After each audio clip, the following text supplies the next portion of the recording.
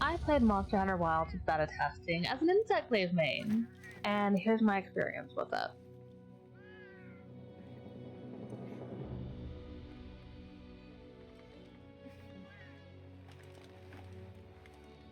When I first booted up the game, I need to start off with, of course, the game graphics and the character customization were just gorgeous. As a nice treat, beta allowed you to be able to make your hunter and palico as many times over as you like. Or you were even able to go back over and just customize them over and over and over again. And one of my favorite things about the customization was being able to go and reflect the makeup on the same layer, kind of, so to speak. Definitely a 10/10 experience. I was able to get some of my little cute little cheek marks, and I was able to reflect them. I was even able to do a kind of Okami-esque style on my palico, so that was a nice treat. With the hunter, you could make them almost look like anything or anyone. And as I said with my palico, it went double. When beta dropped for PlayStation Plus, I remember trying so hard not to be spoiled. Though I did end up seeing, thanks to X and BlueSky, some Pikachus and Frigatitos, which were very cute.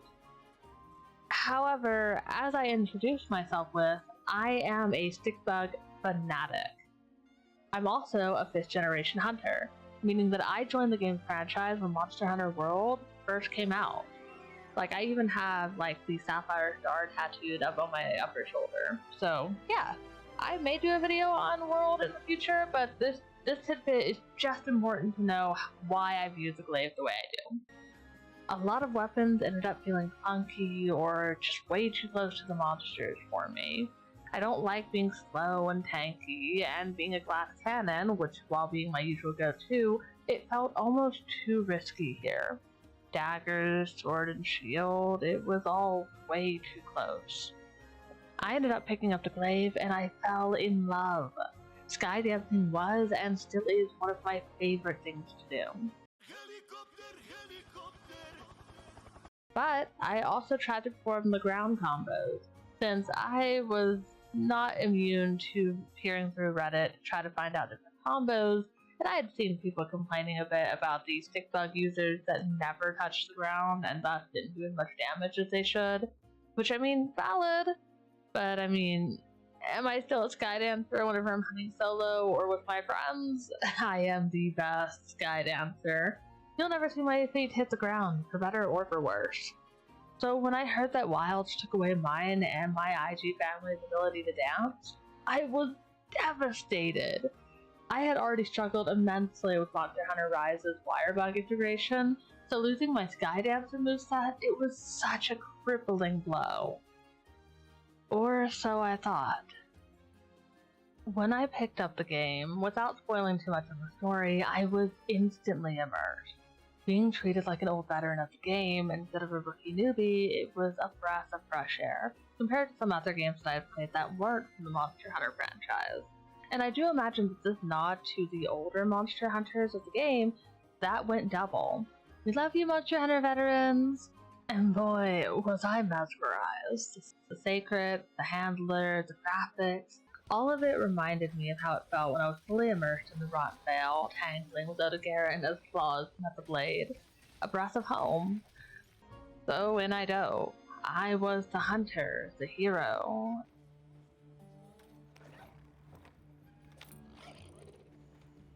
And my beloved glaive, which had been presumed to have lost one of its best features. But I'm a stubborn fox at heart, and determinedly picked up my old friend.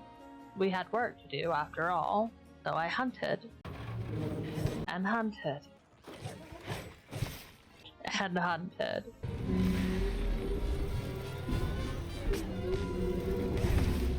And unfortunately, day one, I wasn't able to fully explore my nerfed kit. Being on the receiving end of a migraine, it was extremely difficult to focus, but the experience stuck with me. I felt clunky and slow, and my insect was awkward and almost unwieldy. But it was just a starter bug, it wasn't my trusty flutterbutters, so I resolved to withhold my judgment. Returning to the game on the last day of the beta, or at least the first beta, mind you, I decided to experiment. In World and Iceborne, I actually didn't master the glaive right away. In fact, I didn't even learn you could charge your insect until about almost 1,000 hours in. I just wanna be part of your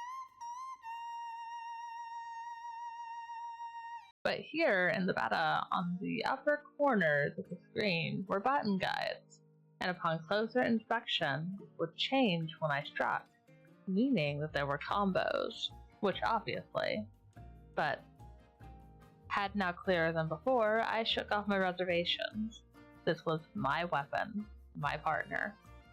Let's try this one more time. Trial and error did lead me to wanting a stronger opponent, so it wouldn't die as quickly from my awkward attempts to relearn my beloved stick bug. Introducing Raydal, the white race, Scourge of the Sands, and my sparring partner. Trial and error, blood and grit and tears, lightning and wailing thunder from the monster's throat. It was like Odegarin all over again. Fly or die.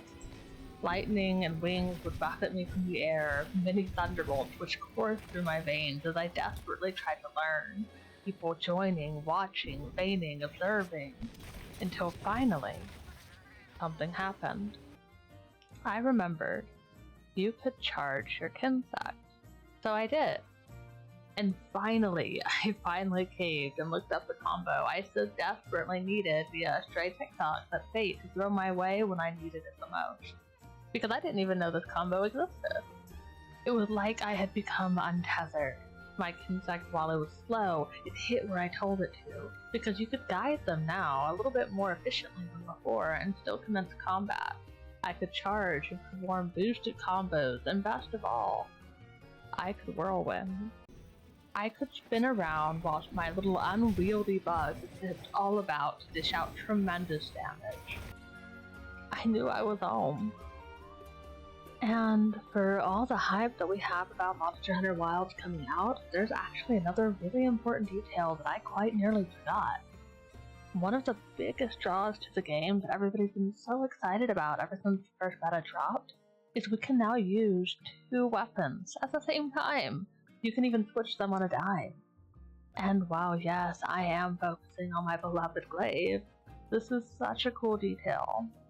I know we've all been there, where we'd be in the middle of a hunt and we need something very specific from this hunt that you could only get from maybe breaking the head or cutting the tail, but you lack the right weapon, either because you don't have the time to run back to camp to switch it out, or because you're like me and you really only leveled up and grinded and upgraded your main weapon, so you'd be a little SOL.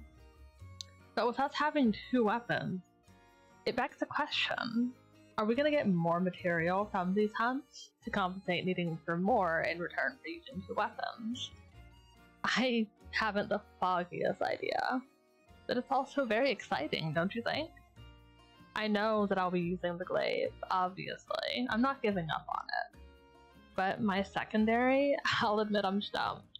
Truly, I'm torn between 3, which would be the dual blades, the hammer, or the switch axe. Though I've never actually used the switch axe, I do have some experience with the hammer and the dual blades. Maybe you'll have a better idea of what you're choosing for your secondary. More than me, I hope. And this was just the beginning. There's so much to this game, and this is only the beta. I was extremely lucky and didn't have the horror that was the dreaded Polygon Hunter, where many monsters ended up looking a lot more like shapes. Though my Raydal did clip into a collapsible ground at some point. Loser.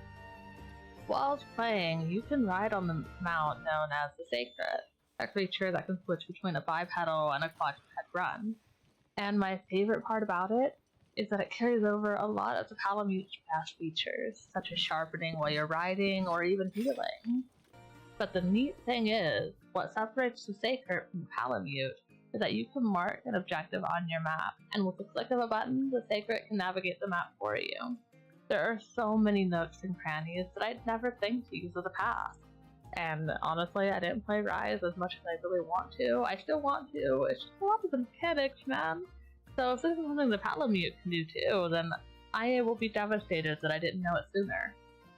I don't know if we're going to be allowed to name the sacred or even alter their colors, so I do hope this is an option in the future.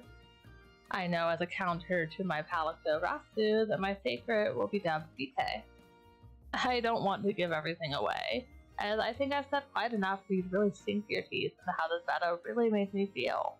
Editing Anu here, courtesy of my editors. I have these clips recorded and scripted before we had the Part 2 beta announced and open for play.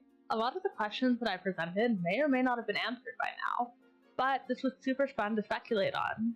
I still don't have any clue what Arc Veld is, so I have seen clips, but I'm sure it's going to be a treat to fully see and experience. Now, back to the video. Come February, when the game finally comes out, I hope that we get to hunt together. It would be great. Post video Anu here. Please remember to like, subscribe, and all that jazz. Links to my other socials will be down below in the summary if you're a nosy person like myself and want to see where I exist outside of YouTube. And I will see you in the next video, kisses. Bye bye.